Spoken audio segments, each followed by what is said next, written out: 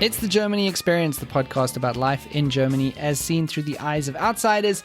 I'm your host, Sean. Visit the website, thegermanyexperience.de, for more information about the show. And you might know that I am taking a break from the regular podcast over the summer so that I can enjoy some of the good weather and just have a vacation from some of the stress and the extra time that it takes to make a podcast. And if you're just discovering the podcast, you do have a whole 90 episodes of content to listen to in the meantime. But over the next few weeks, I will be putting up reruns of 2020 episodes. And it was difficult to choose which ones because there were so many good episodes of this podcast last year that I love. But in the end, I had to just narrow it down to a few. So that's what's going to be coming up over the next few weeks. So the first rerun features one of the most positive, courageous people that I've ever come across. She came from India and has made a life for herself from her dancing. But also, since this interview, she's gone through a lot of hardships and really, really tough times. And I just admire her strength and her cheerfulness and her positivity that she keeps bringing out. It's Sneha from India, and we spoke about how Munich gave her a new life and about the difficulties that people who choose a creative life face. And this interview went out in, I think it was October last year. I'm not 100% sure. It went out last year. This is Sneha. Well, I come from south of India. Right. And the state is Karnataka. And the city I grew up is Bangalore. I was born in Mysore, Karnataka again, and brought up in, I grew up in Bangalore. My parents are all from south of India, and I landed in Germany 2011. And yeah, it's been a long time now. Yeah. Unlike many who plans their journey to Germany, I guess Germany chose me. I would put it that way. Germany chose you. I had no plans of Germany at all in my bucket list as well. So which are the countries that I have to go or anything? Nothing at all. All right, so I'm interested in how you got here. So let's. I'm going to stop you there because that's quite interesting that you didn't want to come to Germany, or that it wasn't. At least it wasn't on your list. Yeah, but it doesn't. I didn't want it to come. Yeah, I never had plans. It was just not in your mind that was a possibility. No. Yeah. That's always interesting. But before we get to that, you're a dancer. I'm a professional Indian classical dancer. Classical dancer. Yeah. So tell me about that. Like, how did your dance career develop from while you were in India? I assume you started when you were a young girl, right? Yes, I started like I can give you an example, like how ballet is here. Yeah. And like every kid goes to the ballet. Yes. So almost like every kid Sure. goes there. So like just like that. My mom wanted me to be a dancer. Just let me put it that way. It's always any dancer you meet. It's always the mom who wanted to be a dancer, and she couldn't do it for whatever the situation. Right. She couldn't do it, so she just put that idea into me and pushed me to the dance classes. But yes, I fell in love with the art form itself. Okay. And that's where I started as a hobby with a busy school schedule. Dance was happening, and one fine day I said, I want to pursue the art form itself as my profession. What do you think it was that made you think that? I guess I was happy. Yeah. And my mom was fine with it. Of course, all the Indians, you will mostly say engineers, doctors in my area and my surrounding, my relatives. Yeah. And none of them were artists. So, of course, I was a black sheep for them. And, oh, my God, art, Yeah. I mean, it's not a valid profession to talk about. And there's no pride in talking about it. Yeah. That was also at some point for my parents, because all of those relatives, cousins were talking about which big universities they were going to. And my parents were saying, she's going to be an artist. and they were like, the conversation used to end there. They always find there's no future to it. After a certain age, you won't dance, you won't do things. Anyways, that's how my journey started. And then I did my bachelor's in choreography and master's in fine arts. Right. And this was all in India, the studying? All of this in India. Obviously, yeah. And then I was married way too young. Okay. And at 21, I was married. And my ex-husband had got a job in Germany, in Munich. But yeah, like that's the reason I said the Germany was not even in my plan. My dream was to continue practicing the art form in India and pursue different, perform at different festivals, of course, travel around. I was in US at that time for, I guess, just before my wedding. I was in New York and New Jersey, working in Princeton dance company. So I was already traveling at a very young age and performing around. So it was fascinating. I had plans there. And that's why Germany is destined. I was destined to be here. Okay, so you had some idea in your mind that you would probably live for a while in somewhere else. Yes. That was kind of the plan. So it might have been New York, which is a dance center, or it might have been somewhere like that. Okay. As an independent woman, that was my dream. When I look back, that's what I would have done. But here I am. So the dance that we talk about, you mentioned there's a strong parallel to ballet in German culture or in Western culture, if you want to put it like that. Is it a traditional dance that everyone knows about? Is it when you say classical Indian dancer? What is that? Okay, a little brief of what I practice. There are 8 Indian classical dance forms, right, coming from different parts of India. The art form that I practice is Bharatanatyam and also Kathak. Bharatanatyam is originated in the temples of South India. Okay. And the Kathak is from north of India. Right. But I teach mostly the South Indian art form, that is the Bharatanatyam. Mm-hmm. And to give you a short introduction about the history, so the art form is both religious and secular. Okay. And I'm trying to make it as simple as possible. Yes, I understand that it's very. These cultural questions are very complex, but just give it a shot. Yeah. So, and since the art form was originated in temples, the subject was gods and goddesses, and then the art form traveled to the court. The kings were the subject. There were dancers, courtesans. And then during the British rule, during the political, socio scenario that the art form went through, it kind of lost its way, the form. Right. And therefore, after the art form was revived, and the linear movements came into being. So back then there was curvilinear movements, and from there to geometrical movements came in. And today, Satir Dasiyatam, which was the name, historical name, right, is now called Bharatanatyam. Right. So it's a huge history. I'm trying to break it down so that I don't bore the listeners or viewers. It's like, okay, we don't get it. So I'm trying to simplify it. Okay. So it's a very old art form, 5,000-year-old art form.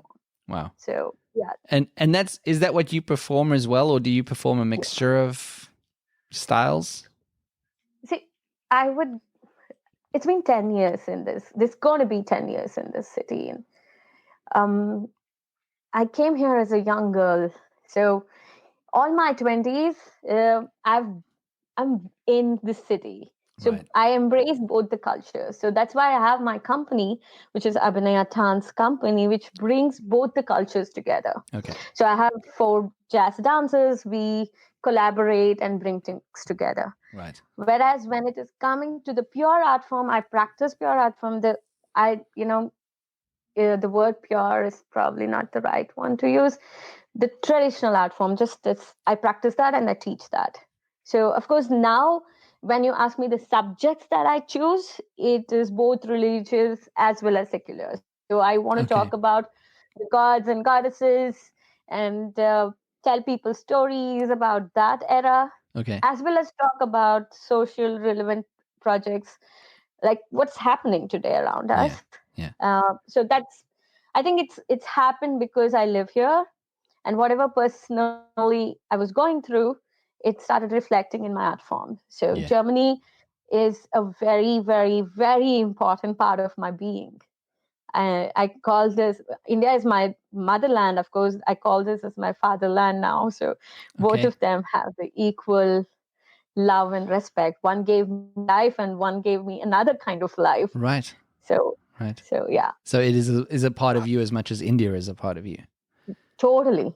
Yeah. Totally. So Yeah. you moved. Your husband, was he looking for a job in Germany first of all, or did that just kind of happen at the company he was at? He already had a job when we landed here. So he Yeah. had the contract. So we landed here. Yeah. The first 5 years, I don't even remember if I was a serious artist. Okay. I was just doing things because I remember when I landed, I was doing my master's. I was writing my thesis. So I had plans like, okay, I'm going to finish this. And I remember telling, I'm going to travel around, perform everywhere, and then we go back to India. So Right. I So it was never a had plans of temporary thing.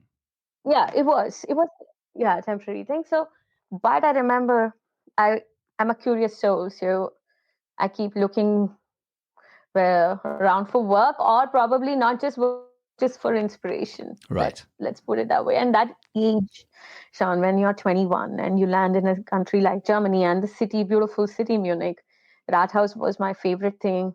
Staring Rathaus was my most favorite thing. Yeah.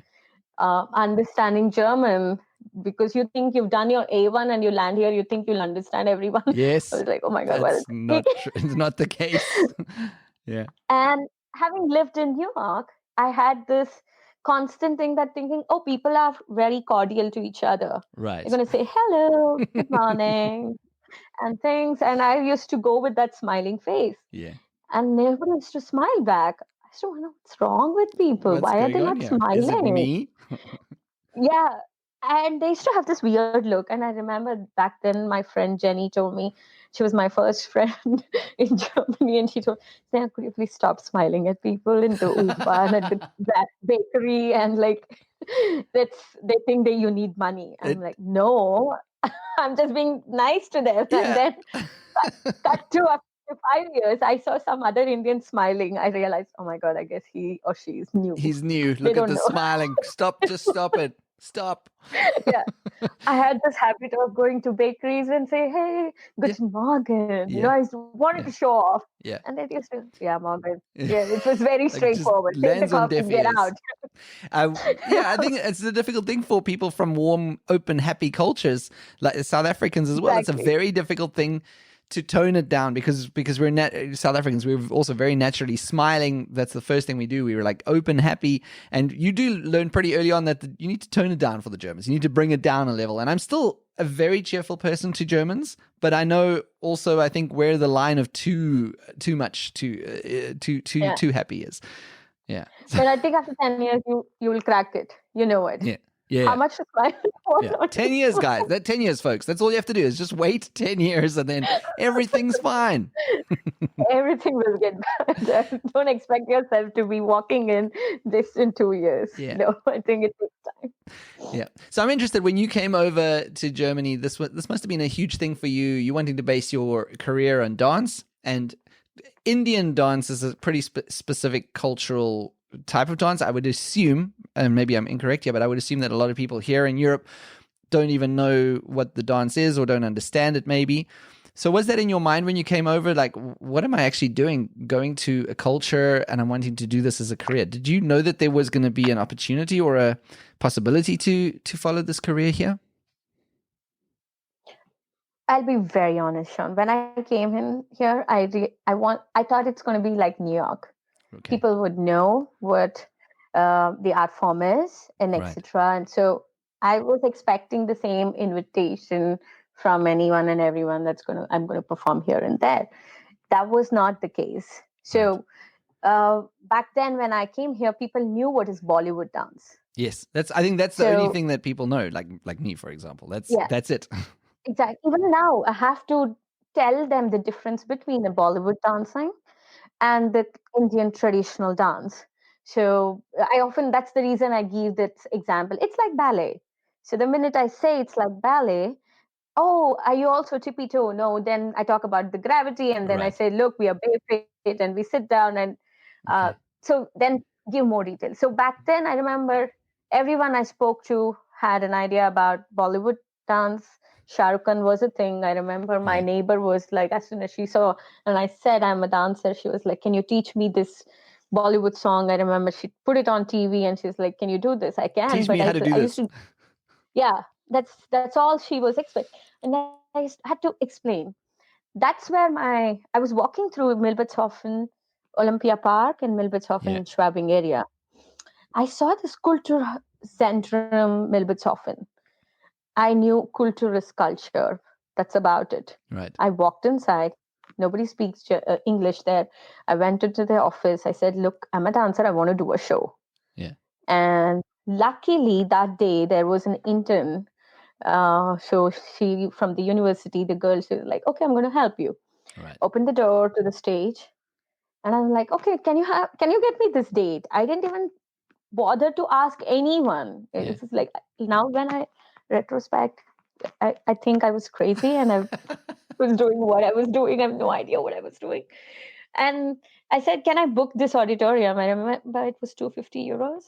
And I said, "Okay, it's going to be Indian classical dancing," and did my posters. Okay. I went ahead, put it in all the Indian restaurants, Right. Indian Indian stores, and made a ticket from DM. Went there and printed out all the tickets in DM and decided, okay, 50 people will turn up. I'm sure nobody will turn up to my show. They don't even know me. And 50 tickets. I don't even know if anyone picks up. Also, I don't know what they're going to ask me as well. So Googled it, right? Wrote down all of it. So there were keywords. So if they say this, they need the ticket. If they say this, they don't need the ticket. And I by hearted so much of what is Indian classical dance form and all of it. Right. So you had Had everything ready to to my go, like a little cheat sheet of things that you could say and understand if they ask questions in yeah. German. Right. But to my surprise, Sean, I'm telling you that 50 tickets went within 2 weeks. Really? Yeah, and it was 5 euros ticket. So, but whatever the price is, but just for people to be interested in an Yeah. art form which they have no idea about. Yeah. And then, oh my God, 50 is gone. Now the responsibility was like expectation mounted up. Now I have to put on a real show. Yeah, I thought it's gonna be like simple thing. Yeah. And then I booked a light designer. My God, it was so funny. I knew nothing about German way of telling him like what lights I need. Okay. I told him the moods of it, the emotions of it. One choreography, I told him this is about anger, and he made the entire thing red on stage. Okay. It was the most funny show I've ever done in Germany, but that's how my life started in Munich. But that's amazing that you took that initiative. I think that's incredible. That you just walked in there and you set up a show and people came to it. I think that's incredible. Yeah, and it was 150 people at the end of the day. Wow. So then you're encouraged. Yeah, it was high on. Like I was like, oh my God, I can do anything. Yeah. And then that's how people, after some Indians started asking me, like, could you please teach our children? And I was like, no, I don't want to teach. I am a performer. And someone had put this into my mind. You're a diva. Divas don't teach and blah, blah. Okay. 21. Yeah. Some stupid logic and stupid advice that was given to me by some stupid people Yeah. when I look back. But there was 2 or 3 students who continuously called me, and they are still my student. They were 4-year-olds when they Wow. called their parents, and that's they persisted. And then I asked some yoga studio, can I teach you? Yeah. I thought, okay, I'll do it for a year Yeah. or two, and then I'll keep traveling. Because once you become a teacher, it's hard to manage both teaching and performing. Right. I wanted to invest more time in my practice. When you're teaching, you're shaping minds. It's a lot of responsibility. Sure it is. And young minds, you can't just teach anything and everything. Yeah. I wanted to have a good pedagogy and teach the art form in a right way. But I took that, and trust me, now in the pandemic, when I look back, I'm glad I took a decision of teaching. Okay. Because there's no money on stage. Yeah. For dancers, there's not much money. Yeah. Nothing's happening right now, and Exactly. Yeah. And also, even if everything is going well, Sean, unfortunately, there's not much money on stage yeah. for dancers. So it's a struggle for them. And now I'm glad I did take up teaching. It's my livelihood. It's my everything. It's my lifeline. Yeah. Yeah. So this is my journey to unique and crazy To where way you of are making now. shows. Yeah. But that is interesting that your initial feeling was that, like, and I guess it's an ego thing, and it's also to be expected when you're in your 20s, where you're like, of course I'm not going to teach. I'm an artist. I'm a performer. I'm not going to be in a classroom teaching them. But it seems to me like you've gotten so much reward and so much so much benefit from doing this teaching. Totally. Yeah. Just life itself. Yeah. One on bread and butter, yes, but it's been life and shaping these minds. A 4-year-old today, she's a 14-year-old, and the journey, seeing her grow into a beautiful dancer, Yeah. shaping these little dancers' mind, telling them, teaching them empathy, Yeah. not just the movements, what these movements mean.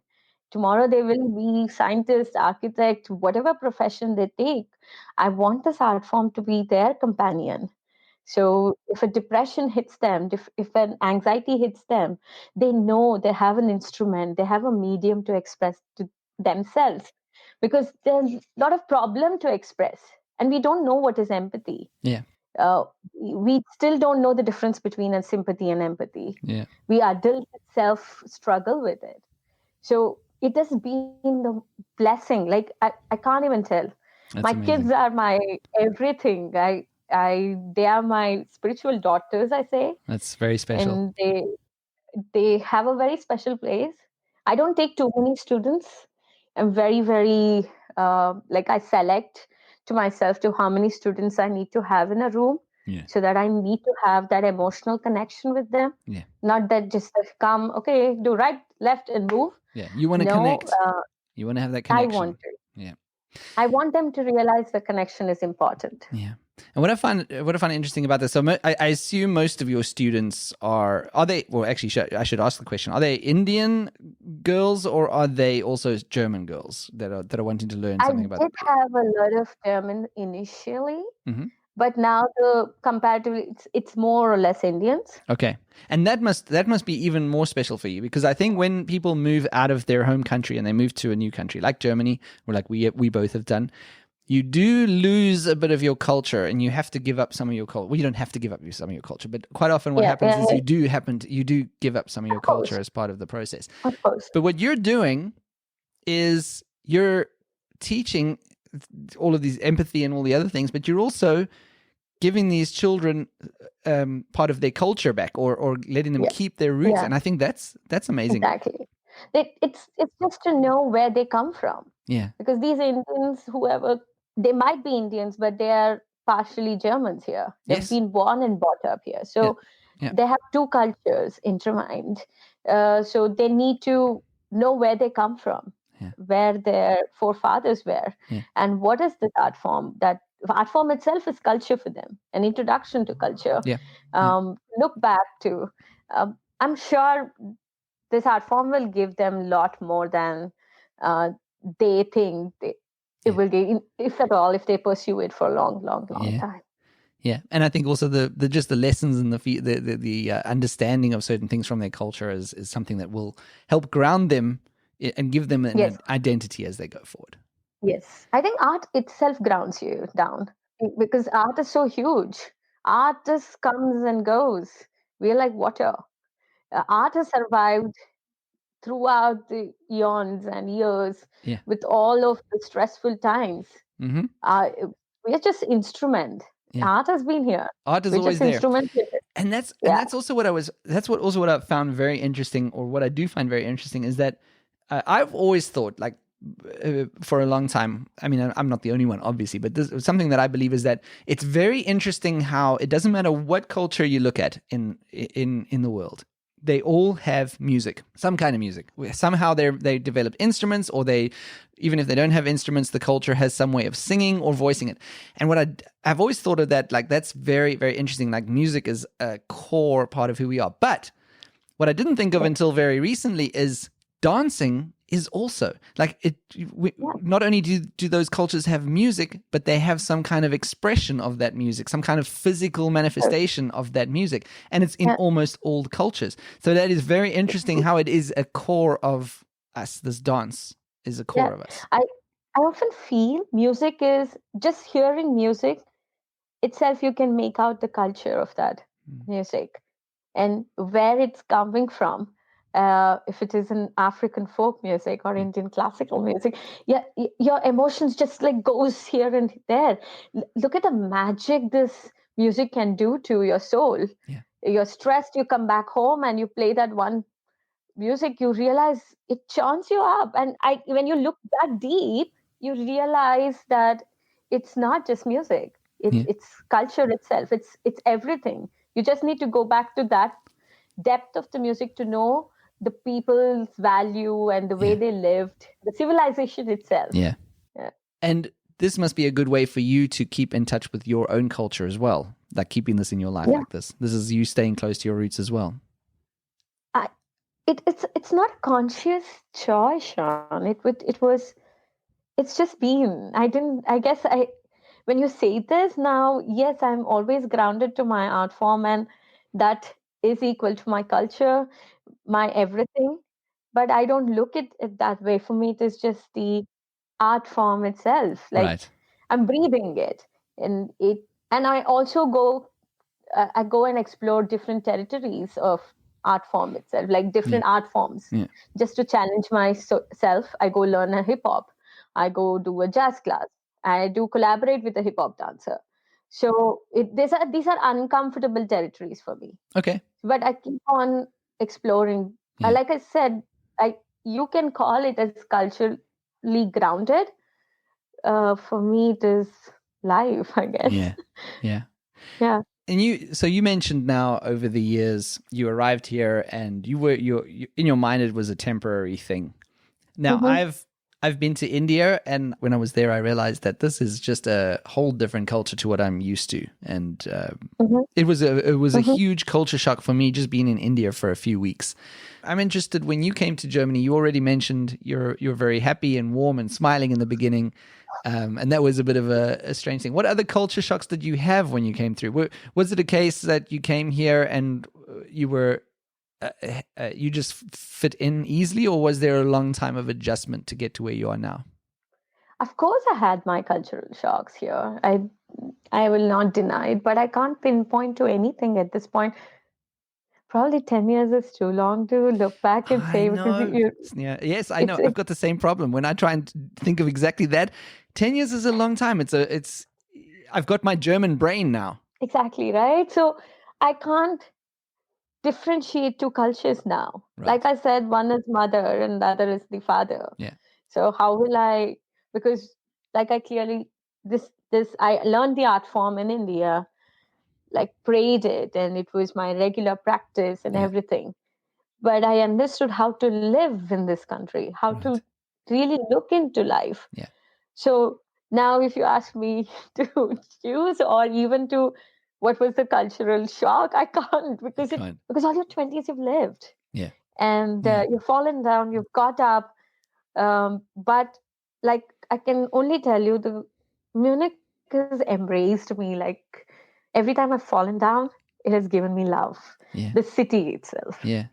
So there was no. I think I would put it this way. I just went in and smoothly traveled to the culture. That because I don't remember any cultural shocks I Yeah. had. Yeah.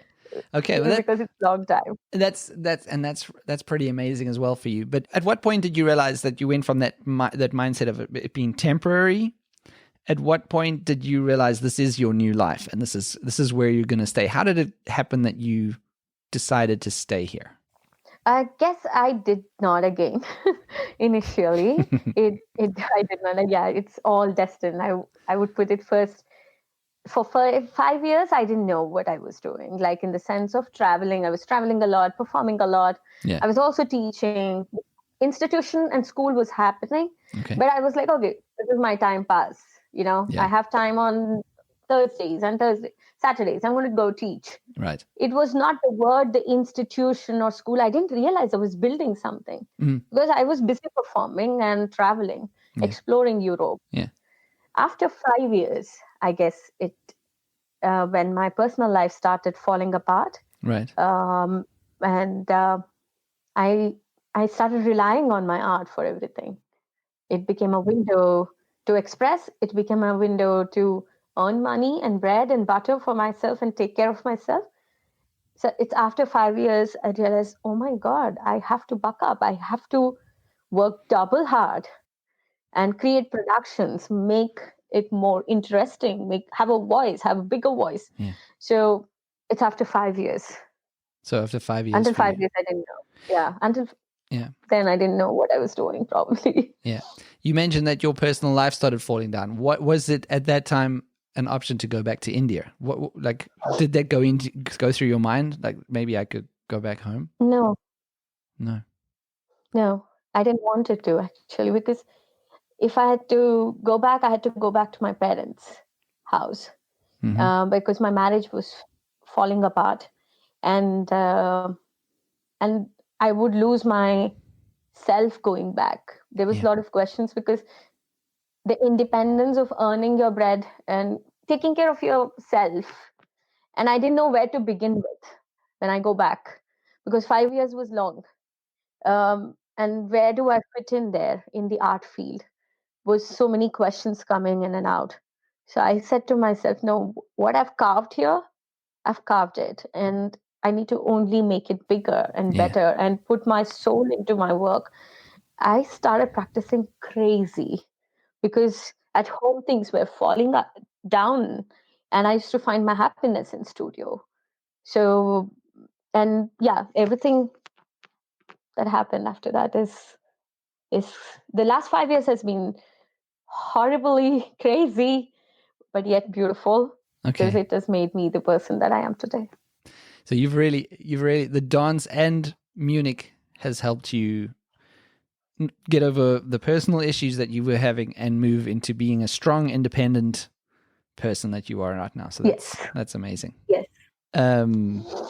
So let's talk a bit about coronavirus and how it has affected you. So you had to stop working.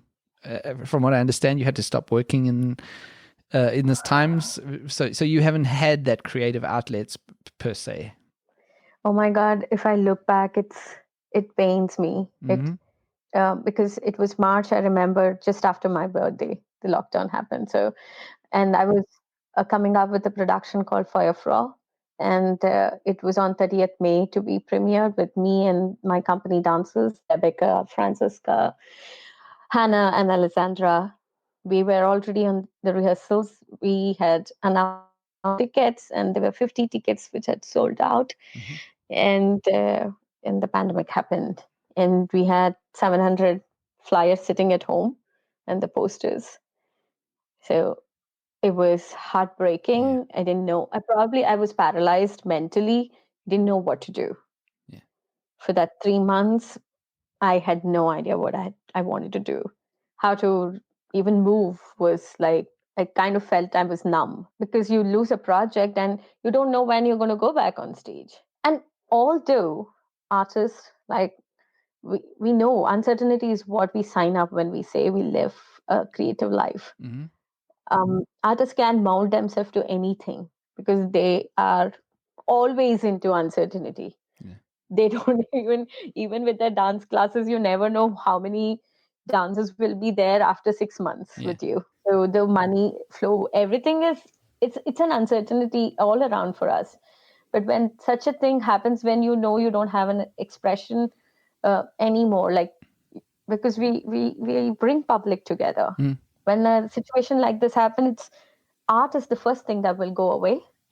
And we are the last ones to come. But I know, matter of fact, artists are lost. Like, they don't know. They're trying to express themselves from home. For me, it took almost 3 or 4 months to decide whether I want to put my living room out to the public and perform.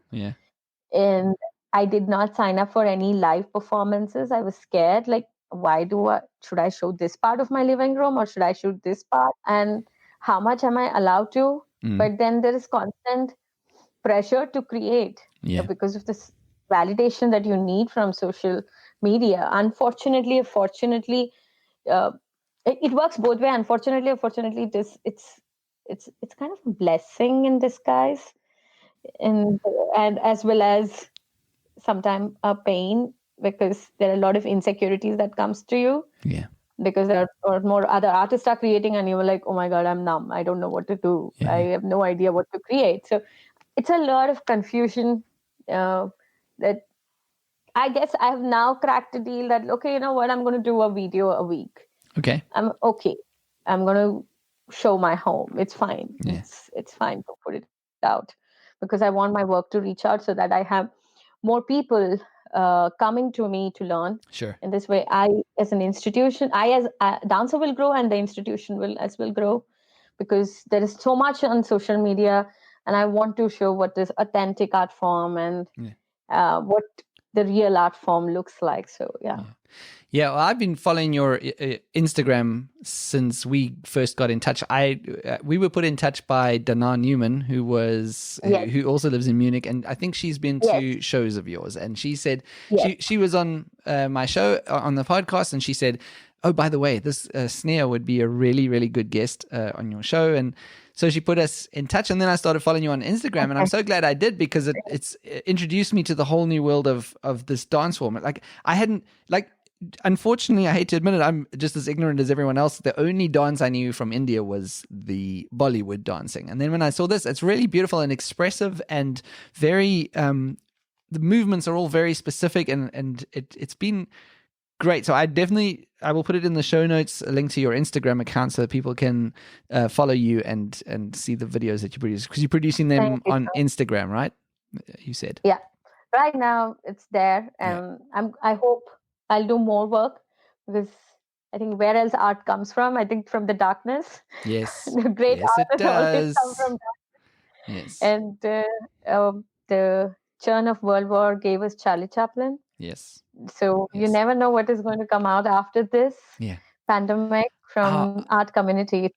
Yeah, I think we're already seeing a lot of creative stuff happening. Like you were saying, people doing from their living rooms, and in some ways, it's also very personal. Like if I'm watching you dance in your living room, and Emma, who I spoke about earlier, also does videos in her living room. Sometimes to me, it's a lot. It's very personal to watch that, because not only am I watching the dance, but I know that you are in your personal space, and that kind of makes it for a viewer more special. No, I wouldn't say more special, because it's different. Let's put it that way. It's a different kind of viewing. Different. But I'm also scared, Sean, to be very honest. If we give away too much free content, then what's next? Yeah, then when everything opens up, I want people to come out. I'm sure they will, but then are we giving too much of free content? It's always there's a contradiction like going in my mind, that should I be there? Should I express myself? Should I write about what my creative process is? And then there are days I go 15 days away from social media. I'm like, no, I'm not going to do any free content. I'm not going to say, and then you will be like, oh my God, I need to do something, because we artists are hungry for applauses, and I know we're not going to get it out there right now. You need to get artists somewhere. They're looking for, I don't know, it's kind of toxic as well to get the likes as your applause, equivalent to, which is not right. So I'm sure most of my art community people are confused, and I won't complain. But having said that, I still have my job. I still I'm able to earn. I'm able to have a comfortable life. I'm able to put food on my table. So as an artist, during pandemic, if I'm able to afford this life, it's a blessing. It's good, yeah. And I think a lot of artists are struggling with that now, because they're like you said, they're having to live without that validation and without expressing themselves, because that is art. That's part of art. There's the art of being creative for creative sake, but there's also that performance aspect where you need to perform for people. And I think that's if you don't have listeners, what do artists like storytellers do? We storytellers need people to resonate or probably ask questions. And I love more, after my performance, I often feel, applause is not the high. When you leave your audience with question mark and disagreements, uncomfortable scenario, that is your high point, because they go home with, like, maybe she did something not right, or maybe this issue was not presented right. There's a conversation. Yeah, and they're thinking about it. Exactly. If your work can lead to conversations, good, bad, anything, and that's where that you're bringing a change. And I'm missing that. I miss that thing. It's like it's all about pretty pictures and right angles. Yeah. The algorithms are the game, right? It's all the algorithms. What Yeah. you don't know whether your work is going where, how, but you keep trying. That's all. Yeah. Even if it is 5 people that is inspired by your work and will come tomorrow to your show. The reason I'm posting my workout is that tomorrow when I put myself on stage, I'm expecting those 10 audience to come and bring their next 10 people that they know. So you're basically building your audience, or basically inspiring people to learn the dance form. This way the institution is growing. Yeah. So it's every permutation and combination Yeah. you have to try. You do. Yeah. And at the moment we don't know what is next. So Yeah. I'm just hoping that I think I hear what you're saying about being nervous about giving away the free content, and I think that it's a very much a danger, because people might be saying, well, after all of this, why do I have to pay so much to go and see a performance, or why do I have to do this? But I'm hoping that at the same time, the pandemic has made people appreciate sitting in an auditorium watching something. I know for me it has. For me, it's really made me, something I took for granted was just going to a show or seeing a band in a nightclub or whatever. But now, when the time is back, when I can go and feel comfortable sitting in a theater or an auditorium, I will pay double. I am ready for that experience. I am missing it like crazy. So hopefully that is the feeling that people will have after all this. I'm also expecting that Yeah. from all of the audience, is that they will be hungry for Oh, they're gonna be so hungry. a human interaction. And yeah, like I said, art will be the last one to come back. Yes. Even we have the vaccine and then implementation of vaccines, and then I think the trust that people need to have Yes. to come back together, we are the last ones to come back. Yeah. So I've made peace with that idea that that's going to happen. Yeah. Although it hurts. Yeah. Well, Sneha, I have one more question for you, and it's what advice do you have for young creative artists coming to Germany that have decided, like you did, for whatever reason, that they're going to make a new life in Germany? What's the one bit of advice that you would give them? I don't know if I'm worthy of the advice, but I will still believe in yourself, which I failed to do that in my creative path.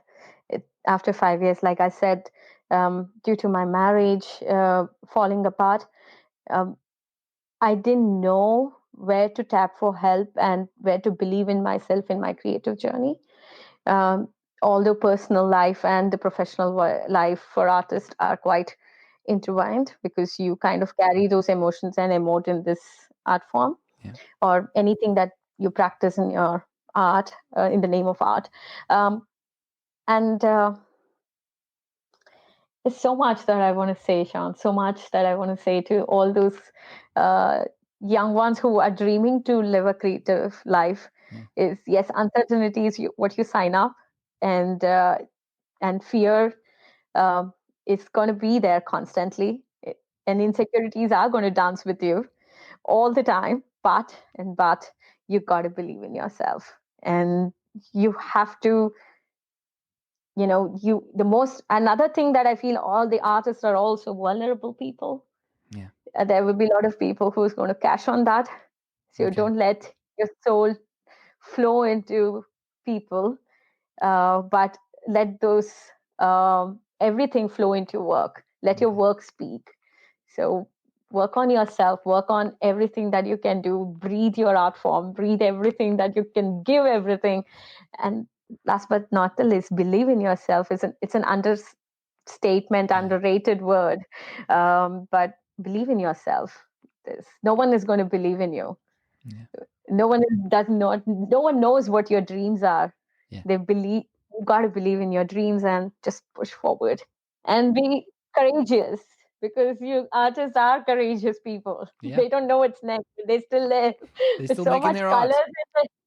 colors. Like Robert Williams says, right? So the social cause is like engineering, doctors, astronauts, and all of these are noble causes, and we need them for the society to move.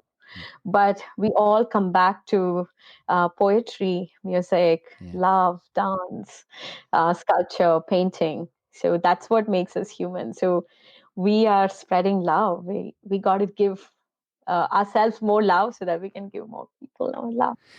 Yeah, that is wonderful advice.